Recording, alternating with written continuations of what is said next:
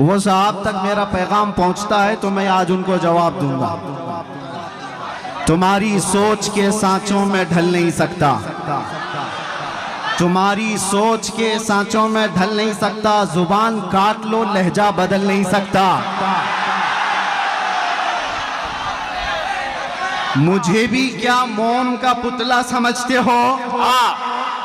मुझे भी क्या मोम का पुतला समझते हो? तुम्हारी लौ से ये लोहा पिघल नहीं सकता। क्या कहने, जिंदाबाद। इश्क रसूल सल्लल्लाहु ताला अलैहि वसल्लम की गर्मी लेकर जो चलता है, उसे किस बात का खौफ है, किस बात का डर है? कल भी हम यही कहते थे, खौफ ना रख रजा जरा, तू तो है आब्दे मुस्तफा। तेरे लिए अमान है, तेरे लिए अमान है। आज भी हम यही कहेंगे। मैं नौजवानों को एक बात बताने के लिए आया हूं। ऐ अजीजों, मैदान में बैठकर नारे लगाना यह अलग बात है। मुस्तफ़ा करीम सल्लल्लाहु ताला अलैहि वसल्लम से इश्क का दावा करते हो तो ये इश्क बड़े इम्तिहान भी लेता है, ये मोहब्बत बड़े इम्तिहानात लेती है। अगर उन सारे इम्तिहानात के लिए तैयार हो तो लब्बैक का नारा लगाओ, वरना सारे नारे तुम्हारे सिर्फ दिखावे के हैं। तुम्हारा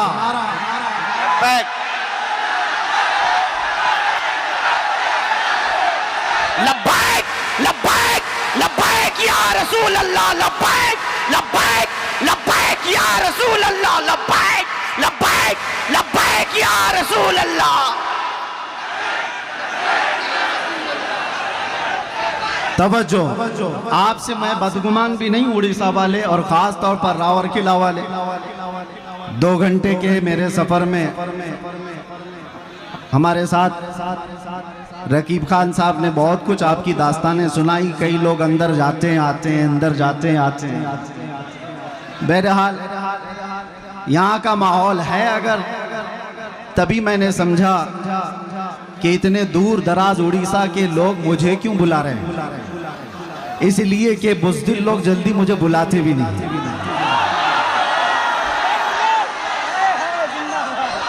मेरे भाई, स्टेज पे बैठने से भी कई लोग कतराते हैं, वो अलग बात है। कुछ लोग नीचे सेल्फी ले लेंगे, स्टेज पर बैठने के लिए मैंने महसूस किया है कई लोग डरते हैं कि कहीं हम पर भी केस ना हो जाए। आपको पता है, करीब में साल 1.5 साल पहले की बात है, उत्तर प्रदेश में एक मौलाना साहब हमारे साथ बैठे, लब्बैक लब्बैक लब्बैक कह रहे थे। दूसरे दिन उनको थाने बुला लिया गया। वो डरे सहमे हुए गए, जो भी रिपोर्ट हुई। रात को मुझसे कहने लगे फोन पर कि हजरत मेरे साथ तो ऐसा हो गया, ऐसा हो गया, ऐसा हो गया। ये मेरे तो अंदर जाने से पहले की बात। मैंने उनसे कहा था, मौलाना अभी शर्मिंदगी किस बात की है, थाने बुलाया गया तो फख्र करो, चोरी पे नहीं बुलाया गया, अपने नबी के नाम पर बुलाया गया है। क्या कहने, किस बात का डर है? इसीलिए मैंने कैद खाने में अंदर बैठ करके एक कलाम लिखा था जिसका ये शेर था, फख्र है इस बात पर कैदी बना हो उस नाम पर, फख्र है इस बात पर कैदी बना उस नाम पर, ये तो है सुन्नत बिलाली बन गई किस्मत मेरी। ये तो है सुन्नत बिलाली बन गई किस्मत मेरी। बेड़ियां हाथ में क्या गर्दन में भी डाल दो आप, है उन्हीं के नाम का सब जिंदगी और मौत मेरी। इसलिए करता है झूम कर सलमान अब, कैद थी ना जेल था, जेल थी ना कैद थी, बढ़नी थी बस इज्जत मेरी। ये एक रिहर्सल था, कैद थी ना जेल थी, बढ़नी थी बस इज्जत मेरी। अल्लाह करीम किस रास्ते से गुजारता है और कहां तक पहुंचता था। हम तफसीर पढ़ते थे कुरान अजीम में, सूरह यूसुफ को सैयदना यूसुफ अलैहिस्सलाम के भाइयों ने कुएं में डाला था, लेकिन अल्लाह करीम ने इंतजाम फरमाया, वो निकाले गए, बाजारे मिस्र में बेचे गए, फिर जेल भी गए। तकरीबन 10 साल से ज्यादा जेल काटी, बगैर किसी गुनाह के, बगैर किसी जुर्म के।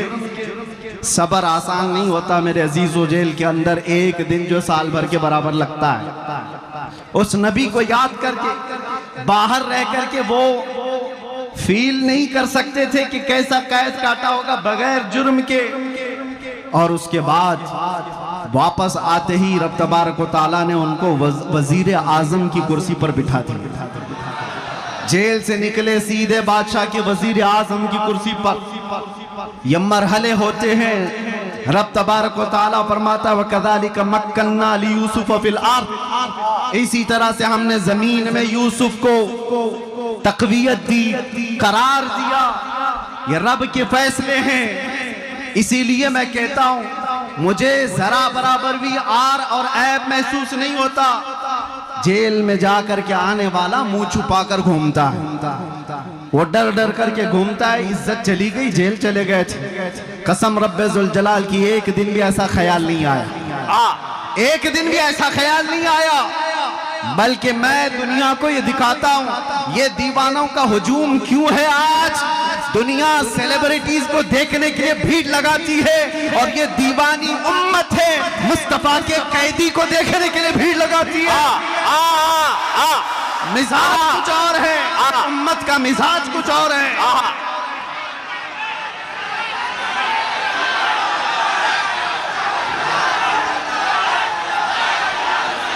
इसलिए बात मैं हमेशा कहता हूं, उनकी बात करो, हर दिल पे राज करो। इस उम्मत का मिजाज अलग है। यहां सिर्फ चमकने वाले चेहरे और लाली पाउडर के दीवाने ही नहीं मिलते। हो सकता है हमारे जवान थोड़े इंटरटेनमेंट के चक्कर में ग्लिमर की दुनिया के पीछे भाग जाते होंगे, लेकिन इनका दिल चीर करके देखो तो इस ग्लिमर को ये किसी न किसी दिन लात मारते हैं और फिर ये कहते हैं अपना सब कुछ गुंबद खजरा कल भी था और आज भी है। मेरे नबी से मेरा रिश्ता कल भी था और बस इस ईमान की बका मैं चाहता हूं मेरे अजीजों, तुम्हारे सीने में ये धड़कन बाकी रहे, ये इश्क मुस्तफा की लौ जलती रहे और तुम्हारी जिंदगी इसी तरह बरकरार रहेगी। हजार मीटिंगें करने दो खुफिया तरीके से तुम्हें मिटाने के लिए, इस्लाम को खत्म करने के लिए बड़े बड़े मंसूबे बनाने दो, तंजीमें बनाने दो, सारी तैयारियां कर लेने दो, हथियार खरीद लेने दो, सब चीजें हो जाने दो, लेकिन एक बात याद रखना, इश्क मुस्तफ़ा सल्लल्लाहु ताला अलैहि वसल्लम की गर्मी राई के दाने के बराबर भी तुम्हारे सीनों के अंदर मौजूद होगी तो सारी दुनिया की ताकत मिलकर के भी तुम्हारा चेहरा देखने की हिम्मत नहीं कर सकेगी।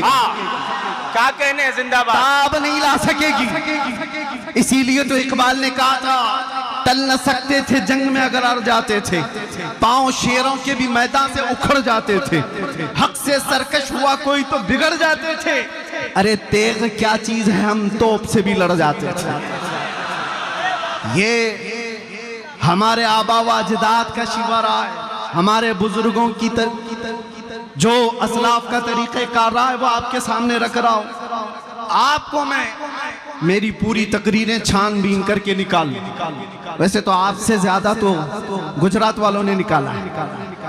मेरे ख्याल से रोजाना सुबह से शाम तक तकरीरी सुनते थे, हमारी सुनते सुनते निकाले, इसमें से कुछ तो निकाले, निकालते रहे। बहरहाल मैं एक बात बताऊं, पूरी तकरीरों में मेरे कहीं पर भी बताओ क्या मैंने तुम्हें नेजा, बंदूक, बारूद, बम, ये सारी चीजें हथियार जमा करने के लिए कभी एक बार भी कहा?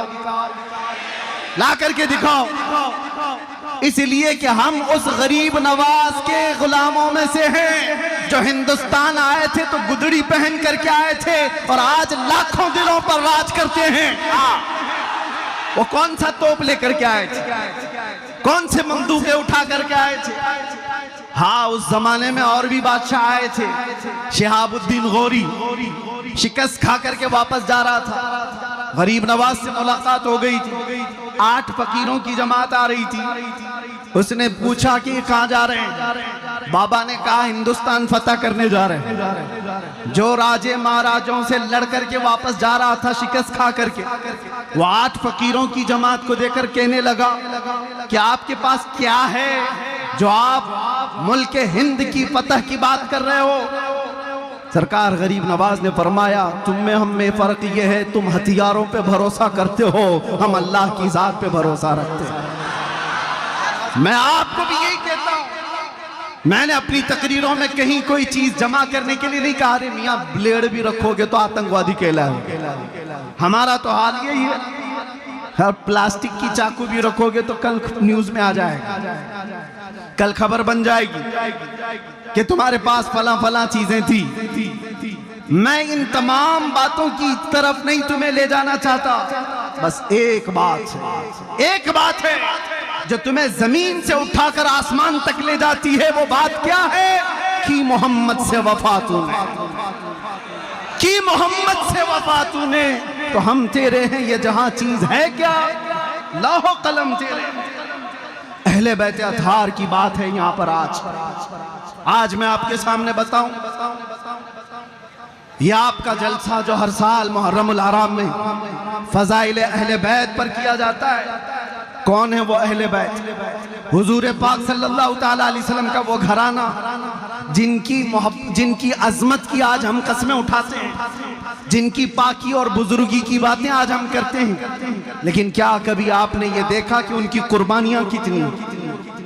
अहले बैत में से मौला अली करमल्लाहु वजहुल करीम शहीद हैं, बड़े बेटे इमाम हसन शहीद हैं, दूसरे बेटे इमाम हुसैन शहीद हैं। नीचे नस्ल में आओ ज़ैद इब्न अली शहीद हैं। सब जुल्मन शहीद किए हुए लोग हैं। अहले बैत का पूरा घराना इस्लाम के लिए कुर्बान हुआ। अहले बैत का तज़किरा करने से पहले होश और हवास के साथ आपसे मैं कहना चाहता हूं, दिल में अगर हिम्मत है, जिगर है तो ये सुनो और उनका नाम लो, वरना बुज़दिलों को ये ज़ेब नहीं देता करबला की दास्तान सुनना और सुनाना। बुज़दिलों का शिवा नहीं है ये। करबला रोने धोने और मातम करने के लिए नहीं सुनाए जाते। करबला इसलिए सुनाए जाते हैं कि बुझे हुए दिलों में ईमान ताजा हो जाए, 80 साल का बूढ़ा 25 साल का जवान लगने लगे, उसके अंदर जज्बा हो हक के साथ खड़े होने का और बातिल से डटकर मुकाबला करने का। यही अहले बैत अतहार का मैसेज है हर जमाने में। मेरे अजीजों, मैं चंद मिसालें आपको दूं। सैयदना अली मुर्तज़ा रज़ियल्लाहु ताला अन्हु को जुल्मन शहीद किया गया कि नहीं? मस्जिद में शहीद किया गया। आपके बड़े बेटे सैयदना इमाम हसन मुज्तबा रज़ियल्लाहु ताला अन्हु किस बात पर? जहर देकर के शहीद किया गया है। एक बार नहीं 5 बार जहर दिया गया था। इमाम हसन की अंतड़ियां कट करके मुंह से बाहर आती थी। ये रसूलुल्लाह के नवासे की बात कर रहा हूं।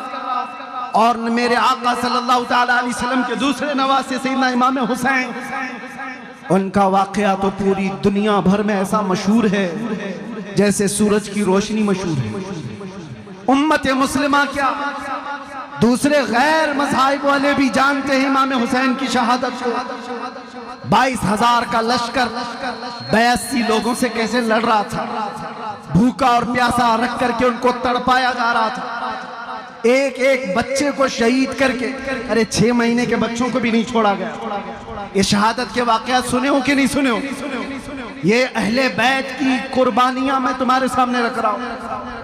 वो इसलिए रख रहा हूं कि अहले बैत का नाम लेते हो तो फिर घर में गर्म रोटियां और मुर्ग खा करके दीन की बात करना, ये अहले बैत की मोहब्बत नहीं। तुमसे कुर्बानियां मांगी जाएंगी। अगर तुम सच्चे मुहिब्बे अहले बैत हो, हर जमाने के यजीद के साथ लड़ने की ताकत भी होनी चाहिए। हर फितनों के बादशाह से मुकाबला करने की ताकत होनी चाहिए। आपको पता है इमाम हुसैन मुज्तबा रज़ियल्लाहु ताला अन्हु अपने जवान बेटों के साथ शहीद हुए हैं करबला के मैदान में। बचा कौन था? सिर्फ इमाम ज़ैनुल आबिदीन बेटों, और उसके बाद आपकी औलाद हुई। इमाम ज़ैनुल आबिदीन के बेटे थे सैयदना ज़ैद, जो इमाम बाकर के भाई हैं।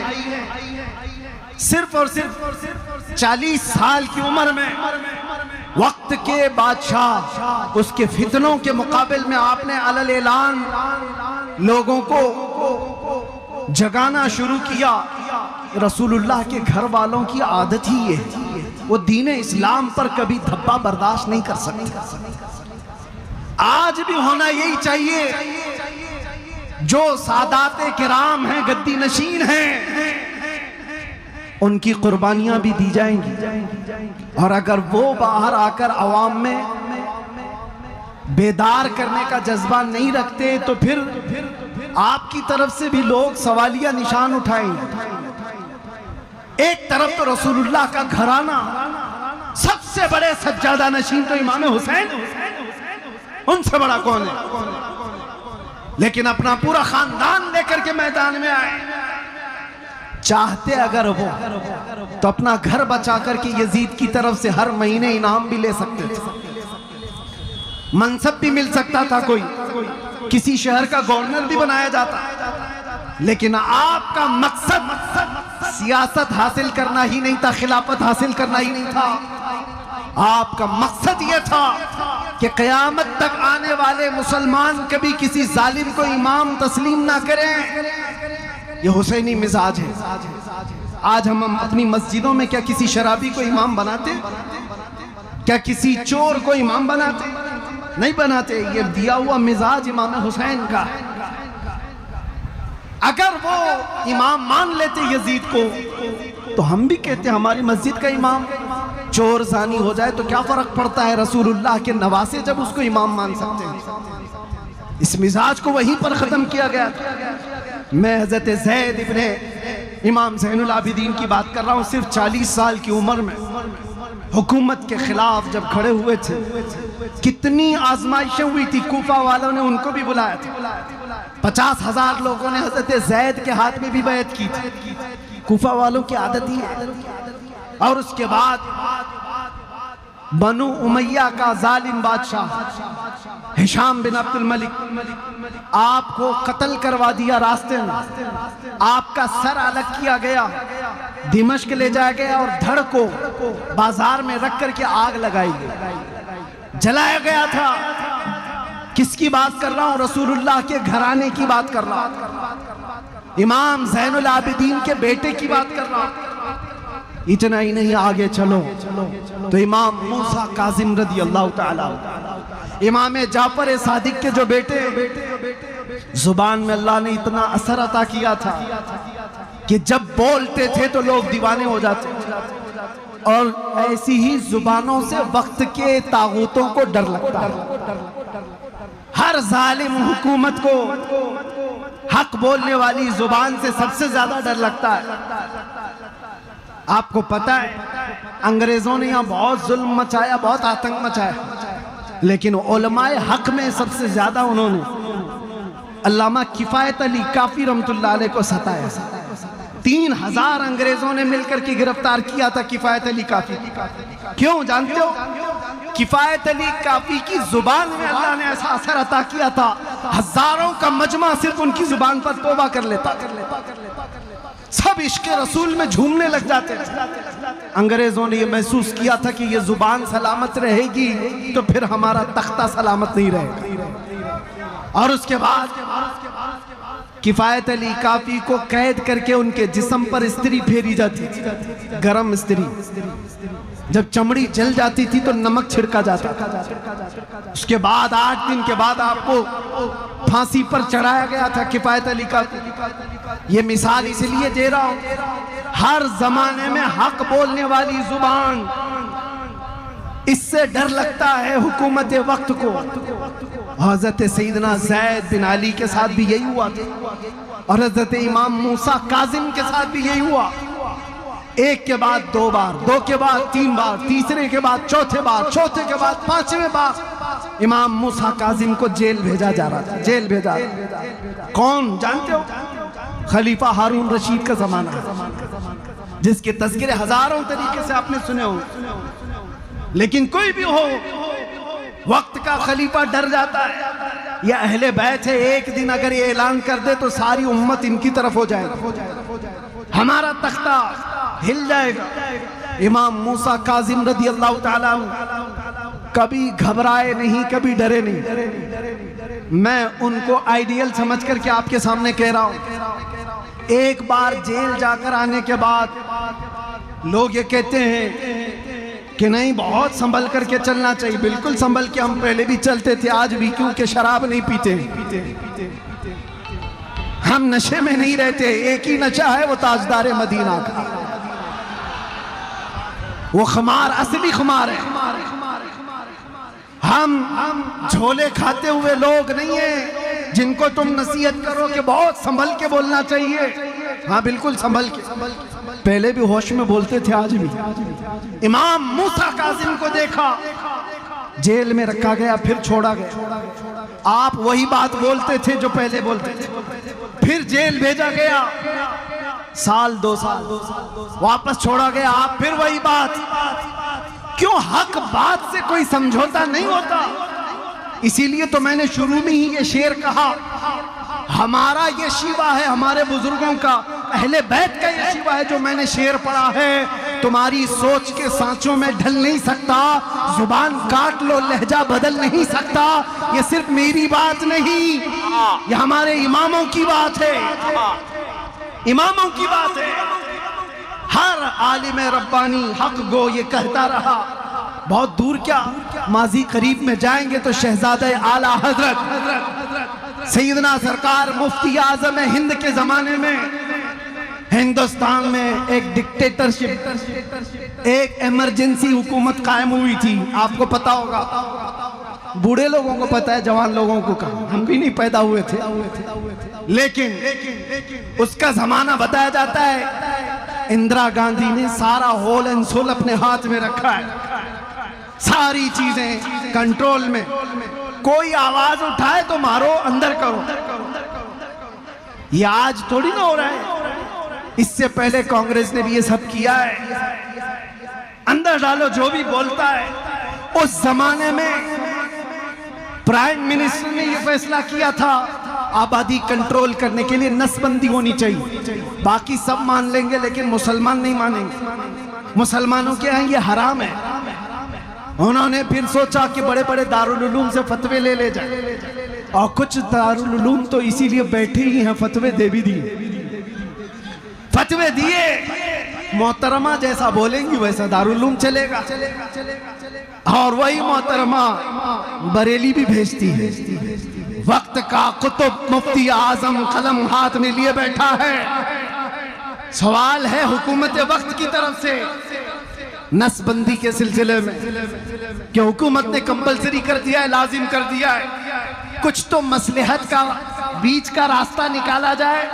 मुफ्ती आजम हिंद ने कहा 1400 साल क्या 14,000 साल भी हो जाए, शरीयत मुस्तफा में एक बाल बराबर भी तब्दीली नहीं आ सकती। कल भी नसबंदी हराम थी, आज भी नसबंदी हराम है। जानते हो मुस्तफा रजा का ये फतवा मुफ्ती आजम का जब निकला था तो प्रेस तक जला दिया गया था। बरेली का जहां से ये फतवा छप करके आया था वो प्रेस जला दिया गया। जो फतवा चिपकाने के लिए दीवारों पर जाते थे उनको पकड़कर कैद किया गया। हालात बड़े बेकाबू थे। मुफ्ती आजम के पास कुछ मुरीदीन ने आकर के कहा था कि सरकार अब क्या होगा, हुकूमत बहुत सख्त एक्शन ले चुकी है। आपने फरमाया होश के नाखुन लो, शरीयत मुस्तफा की बात कर रहा हूं, फतवा नहीं बदलेगा, हुकूमत बदल जाएगी। हाँ,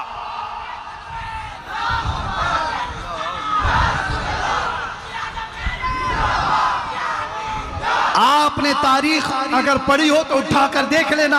उस मर्दे कलंदर की जुबान से निकले हुए अल्फाज थे, ज्यादा दिन तक नहीं चली ये इमरजेंसी, इमरजेंसी इमरजेंसी में चली गई, बहुत इमरजेंसी में चली गई। और उसके बाद आज क्या हाल है बेचारे, इधर से कोई उठाए तो उधर का हाथ टूट जाए, उधर का हाथ पकड़ो तो इधर का पांव टूट जाए। यह हाल है। मैं आपसे कहता हूं एक बात हमेशा याद रखो, उस जमाने में भी मौलवी थे, मौलाना थे, बहुत सारे लोग थे जो उनकी हाँ में हाँ मिला करके मसलहतों की बात कर रहे थे। आज मुझे भी कहते हैं हालात बड़े नाजुक हैं, आप क्या बारूद के ढेर पर उम्मत को लाकर खड़ा करना चाहते हैं? जरा संभल के बोलिए। मैं उनसे कहता हूं, याद रखना, बातिल के तलवे चाटने वालों की तारीख नहीं लिखी जाएगी, आंखों में आंखें मिलाकर बात करने वाले की तारीख क़यामत तक जिंदा रखी जाएगी।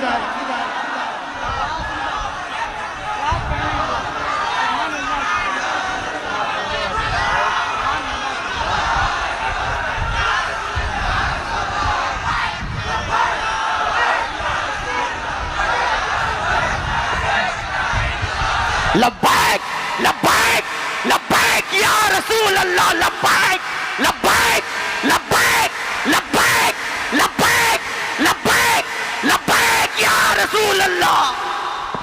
और एक बात ये भी मैं बताऊं, यहां से मैं ये भी कहूंगा, कुछ लोगों ने मुझसे कहा कि जो कुछ भी हो रहा है उस पर आप संजीदगी से बात करें।